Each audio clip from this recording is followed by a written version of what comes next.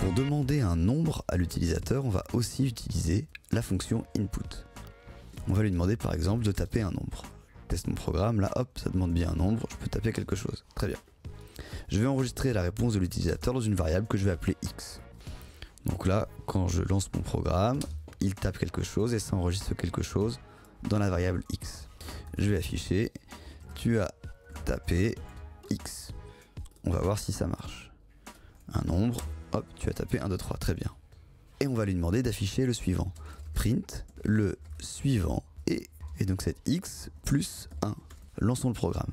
Le nombre, il me demande 12, donc là il devrait me donner 13. Non, il me met une erreur. Il me dit qu'il y a une erreur de type error, puisqu'en fait, il n'arrive pas à faire cette addition entre 1 et x. X ici, même si c'est 12, il prend ça pour les caractères 12, le caractère 1 et le caractère 2. Donc si jamais je veux qu'il prenne ça comme un nombre, j'ai besoin de rajouter int ici. Le int, il sert à convertir la réponse de l'utilisateur en un nombre. Il va prendre le 1 et le 2, qui sont pour lui 2 caractères, et il va l'enregistrer comme un nombre 12. Si on met pas le int, il croit que c'est 2 caractères, comme si c'était des lettres. Maintenant on réessaye le programme, 12, voilà, le suivant est 13, ça fonctionne. Donc on va le lire comme ça.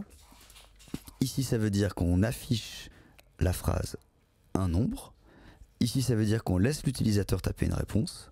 Ici ça veut dire qu'on convertit la réponse de l'utilisateur en un nombre. Et là ça veut dire qu'on enregistre le tout dans une variable qui s'appelle x. Donc à retenir, pour demander du texte, on a juste besoin de input. Par contre, si on veut demander un nombre, on va en plus avoir besoin de la petite fonction int qui permet de convertir un texte en nombre.